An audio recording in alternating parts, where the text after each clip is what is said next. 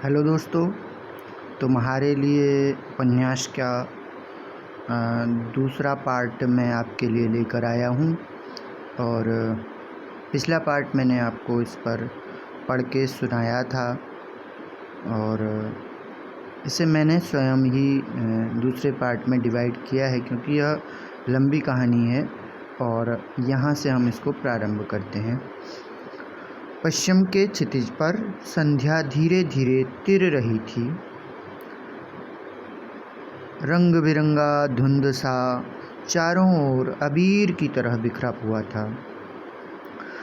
सामने खड़ा बजरी का स्लेटी पहाड़ कट कट कर नीचे सरक आया था।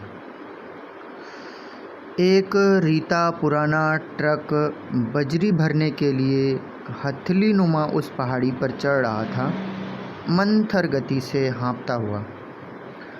पहाड़ी की ऊपरी भाग की नंगी चट्टान बहुत कठोर लग रही थी। आड़ी तिरछी कटी थी, एकदम छिछली नुकीली।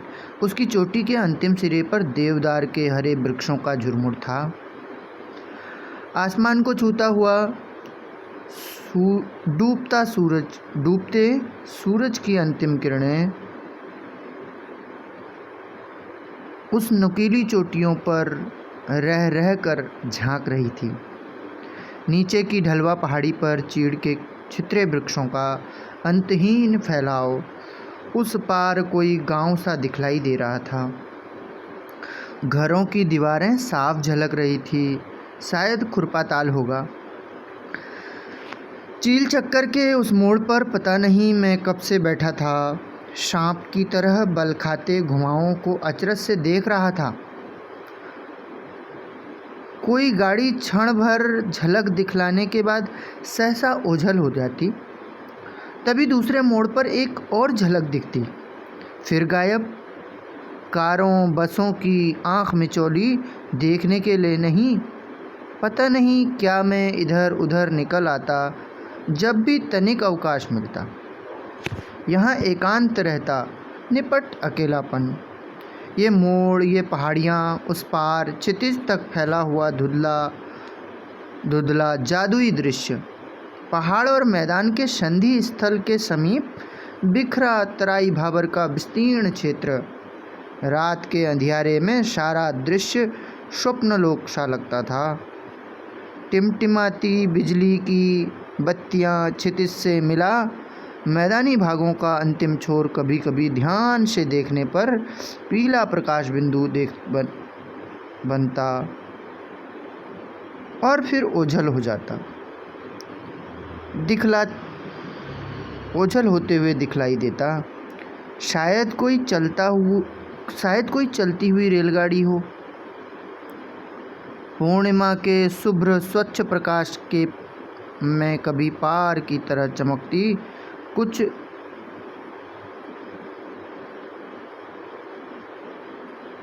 लकीरें सी लगती नदियों का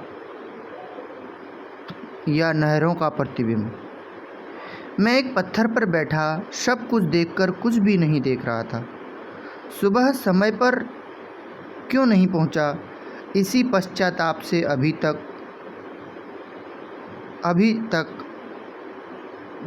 डस रहा था।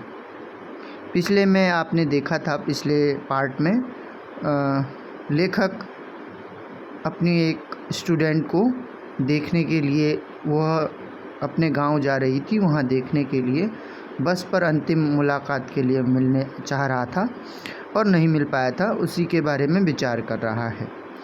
इसी सड़क से तुम्हारी बस गई होगी ना, और इसी सड़क में एक दिन तुम्हारी बस आएगी।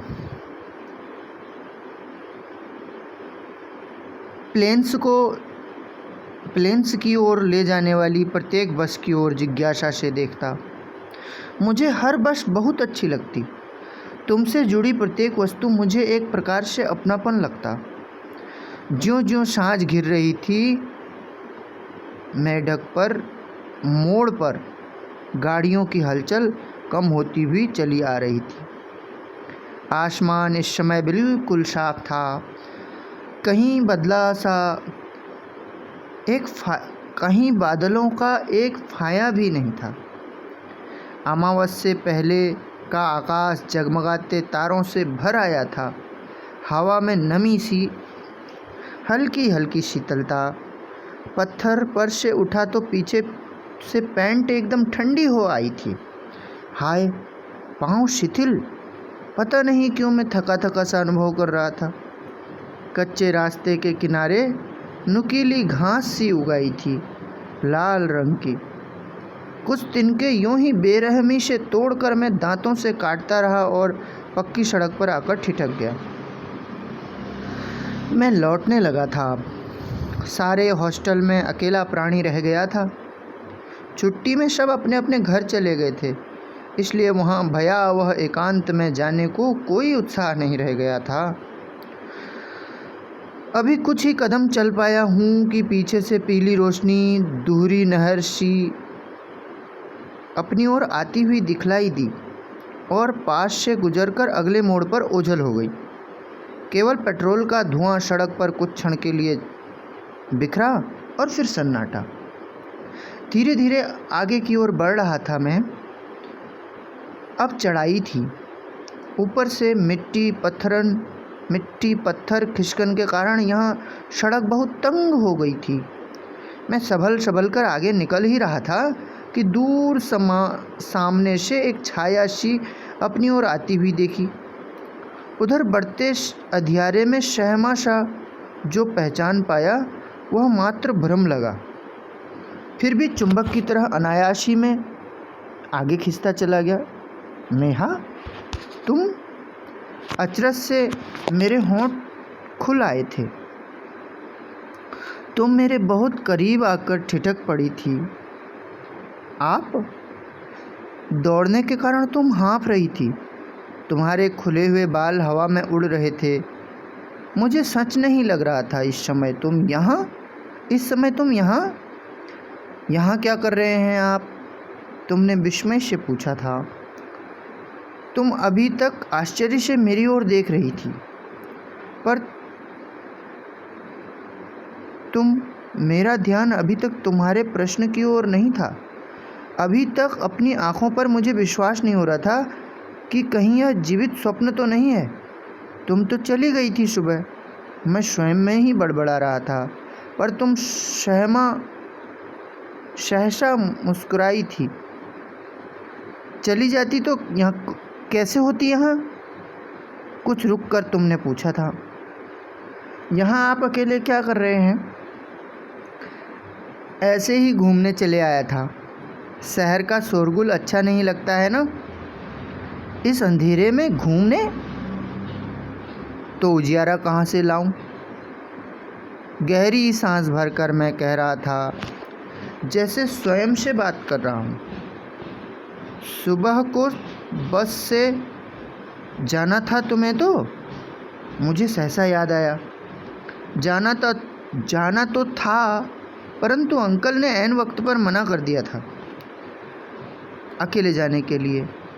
बोले कल साथ चलेंगे। अंकल का भी कुछ काम है बरेली। तुम अभी तक भी पूरी तरह संयत नहीं हो पाई थी। ठगी सी खड़ी थी, अचरज में डूबी। तुम्हारी गरम गरम सांसों का स्पंदन में साफ अनुभव कर रहा था। सच नहीं लग रहा था। मैं जैसे शून्य में अटका हुआ था, पर एक विस्मय भरी प्रफुल्लता अपने में समेट नहीं पा रहा था। अरे, ऐसे खड़े ही रहोगे या चलोगे भी? तुम हंस पड़ी थी और जोर से। तुम्हारे आने की आवाज़ आज पहली बार मैंने सुनी थी। कितनी मोहक थी तुम्हारी हंसी। इतनी सर्दी में बिना कपड़े पहने निकल आए। देख नहीं रहे हैं कितनी ठंडी हवा चल रही है, थर थर थर। तुमने मेरी बाहों को छुआ, हाथों को छुआ। हे भगवान, कितने ठंडे! तुम चीख पड़ी थी। उस अंधियारे में ही झटके से मैं पीछे हट गया था। तुम्हारे स्पर्श मात्र से मेरा सारा शरीर झंझना आया था। कहीं कोई देख लेता तो। भरी प्रतिक्रिया पर तुम हंस रही थी, हंसती रही देर तक पागलों की तरह। आज तुम इतनी मुखर क्यों लग रही थी? अटूट एकांत की वजह से, इस अप्रत्याशित मिलन के कारण तुम्हें देखकर कहीं लगता ही नहीं था कि तुम्हारे होठों पर से स्वर भी फूट सकते हैं कभी। निगाहें ऊपर उठाकर तुम देख भी सकती हो। भूल से चुप थी। मैं भी। अंधकार को चीरता हुआ हॉर्न बजा, जिसकी प्रतिध्वनि देर तक घाटियों में गुजरती रही।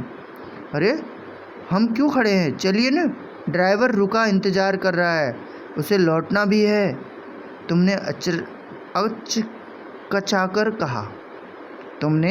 अचकचाकर कहा और मेरी बाह पकड़कर चलना आरंभ कर दिया। तुम सट सट कर चल रही थी, हवा में उड़ी उड़ी सी। जीप की रोशनी में आपकी सी आकृति देखकर पहले तो मैं चौंकी, सच नहीं लगा इस समय आप यहाँ हो सकते हैं। पर ज्यों ही जीप आपके बगल से गुजरी, मैं चीख पड़ी। ड्राइवर ने से गाड़ी रोकने के लिए कहा तो वह कुछ समझा नहीं। रुकवाते भी 2 मोड़ पार हो गए। तुम बहकी बहकी सी कह रही थी, वायु में थिरती हुई सी। इस वक्त आ कहाँ से रही थी? मैंने तुम्हारी ओर देखा। पटवा डांगर गई थी सोनल जीजी से मिलने। अंकल ने कहा जीप ले जाओ, 8 बजे तक हर हालत में लौट आना, वहीं से आ रही हूँ। हमारी सोनल जीजी आपने तो देखी है ना? तुमने रुक कर पूछा। कुछ ही दिन पहले तो आई थी हमारे घर, एक्सरे के सिलसिले में। हाँ, तुम ठीक ही तो कह रही थी। मुझे याद आया, शायद मैंने देखा भी था उन्हें। उस दिन तुम आधी पढ़ाई में उठकर चली गई थी। डॉक्टर दत्ता भी उसे देखने पटवा डांगर यथाकदा जाते रहते हैं। अब कैसी हैं? मैंने पूछा। ठीक हैं, अम्मा ने लिखा था आते समय उन्हें देख के आना। बीमारी के कारण पिछले 1 साल से बरेली नहीं जा पाई हैं। उनके पति वहीं लैब में हैं क्या? जी हाँ, साइंटिस्ट हैं। जीजा जीजी दोनों बहुत भले हैं। रिश्ते में कुछ दूर के हैं, परंतु हमें सगों से ज़्यादा मानते हैं। हम चलते रहे। तुमने अब पता नहीं क्या सोचकर बातों की दिशा बदल दी। तुम एकालाप करती हुई कहती जा रही थी, सच आप मिल गए, कितना अच्छा हुआ। आज सारा दिन आपके बारे में सोचती रही। Mallital, Tallital, mall, lake bridge, जहाँ भी गई निगाहें आपको ढूंढती रही। पटवा डांगर जाते समय सड़क से आपके हॉस्टल की ओर झांका, सच एक चिड़िया भी नहीं दिखी। कहते कहते तुम्हारा स्वर भर आया था। अंधियारे में मैंने तुम्हारा चेहरा खोजने की कोशिश की, परंतु कुछ भी साफ नहीं दिख रहा था। केवल तुम्हारी टूटी आवाज़ आ रही थी, कंपन भरी। पता नहीं क्या हो गया था मुझे। तुम्हारा डूबता हुआ स्वर था, और न पढ़ने में मन लगता है, न खेलने खाने में। दिन रात अकारण परेशान रहती हूँ। एकांत में बैठकर कभी रोने को मन होता है। अपनी परेशानी किससे कहूँ?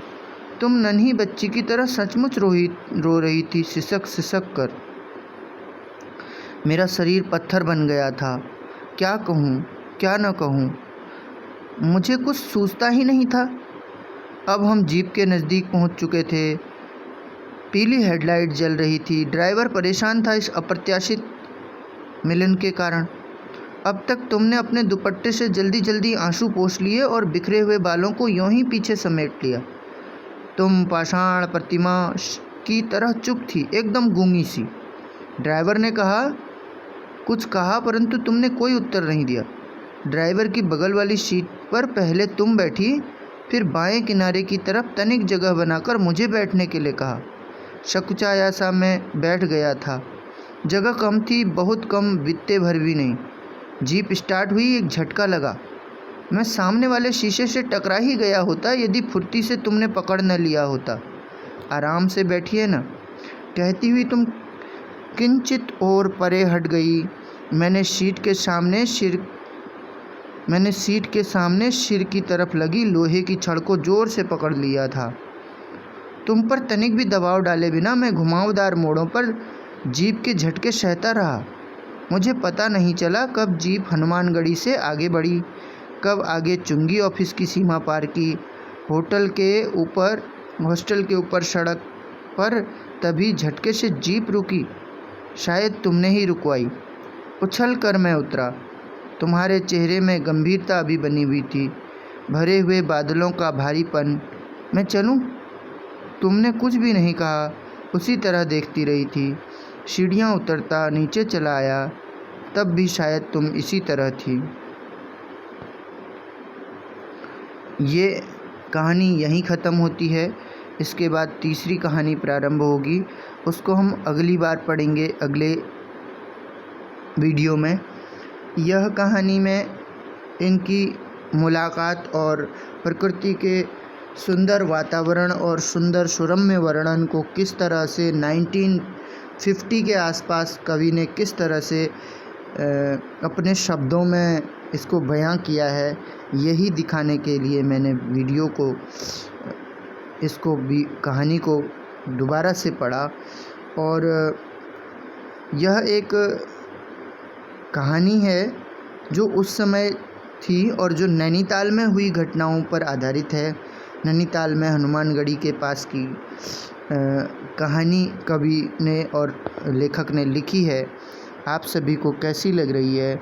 मेरे कमेंट ऑफ हैं, शायद कोई सेटिंग के कारण। हो सके तो मैं इसे खोलूँगा और मुझे कोई बता भी देंगे, सजेस्ट भी कर देंगे यदि कोई सुनेंगे तो। और मेरे चैनल को सब्सक्राइब कीजिएगा, अपना प्रेम देते रहिएगा। आगे भी मैं इसी कहानी के कुछ अच्छे और कुछ पसंदीदा कुछ एहसासों को लेकर के मैं आपके सामने फिर से उपस्थित होऊंगा। और आप सभी का बहुत बहुत धन्यवाद। आपने वीडियो को देखा, सुना और मुझे अपना प्रेम दिया। धन्यवाद। कहानी का आनंद लेते रहिए। जिनसे इंतज़ार नहीं हो पा रहा है वो PDF भी मंगा सकते हैं। Thank you. नेट पर PDF अवेलेबल है।